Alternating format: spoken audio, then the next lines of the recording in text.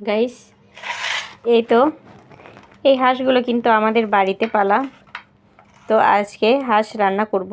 আর গরুর মাংসর চাইতেও আমার হাঁসের মাংসটা বেশি মজা লাগে খেতে। আর এই যে হাঁসের যে ছোট ছোট এই যে লোমগুলো, এইগুলো কিন্তু এখন বসে বসে ক্লিন করব। তারপরে আবারও একটু পুড়িয়ে নিব।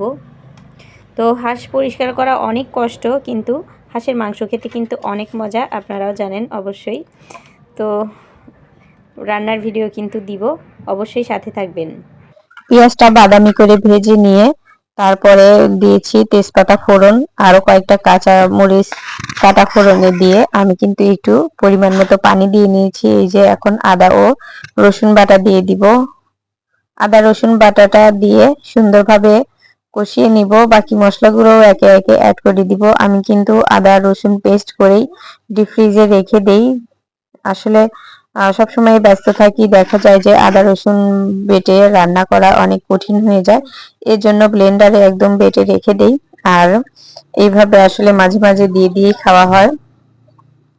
আদার বাজারে যখন আদা আসলে একটু দাম কম হয়, তখন যদি আমরা কুচু কুচু করে কেটে বা একটু ব্লেন্ডার করে লবণ দিয়ে রেখে দেই, তাহলে কিন্তু অনেকদিন আদা বাটা ভালো থাকে। আর এর স্বাদ গুণাগুণ সবকিছুই কিন্তু ঠিক থাকে। গন্ধ একদমই একটু এদিক ওদিক হয় না। এজন্য আর কি আমার খেয়ে অভ্যাস হয়ে গেছে, আমি এভাবে করে খেতে পারি। অনেকে আছে যারা যখন রান্না করে তখন আসলে বেটে ঘষে রান্না করে, তো আসলে অতটা সময় হয় না, এই জন্য এই পদ্ধতি আমার জন্য। তো আমি এখানে মরিচ গুঁড়া দিয়ে নিলাম, হলুদ গুঁড়া দিয়ে নিলাম, আর ধনিয়া গুঁড়াটাও দিয়ে নিলাম। আর এইখানে আমি আরো একটা স্পেশাল একটা মশলা অ্যাড করব, যেটা হচ্ছে মুরগির মাংসের মশলা। মুরগির মাংসের মশলাটা দেওয়াতে কিন্তু ফ্লেভারটা অনেক সুন্দর আসবে। যদিও মুরগির মাংসের মশলা আমি হাঁসেরটা মিক্স করছি, তাতে কি যায় আসে, এটা তো মাংসের মশলাই। তো সবসময় আমি মাংস রান্নাতে কিন্তু এই মশলাটা ইউজ করি।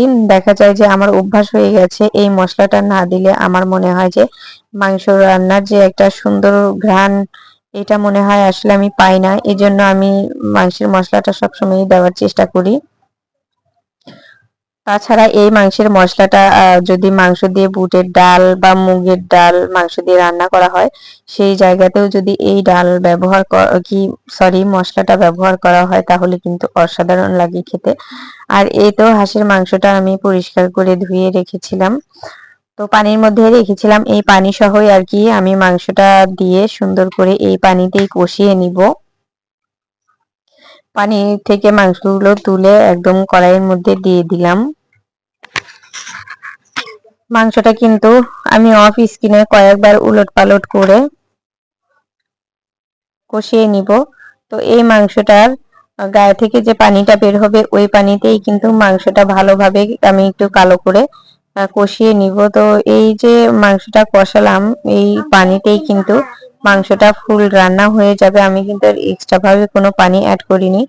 মাংস আসলে ধোয়া মাংস পানি থেকে উঠিয়ে এভাবে দিলে মাংসের সাথে অনেক পানি থাকে ওই মাংসতেই, ওই পানিতেই কিন্তু মাংসটা রান্না হয়ে যায়। তো প্রিয় বন্ধুরা, আমার কিন্তু রান্নাটা হয়ে এসেছে। যদি আমার ভিডিওটা ভালো লেগে থাকে, অবশ্যই আমার চ্যানেলটাকে সাবস্ক্রাইব করবেন। পেজ থেকে দেখে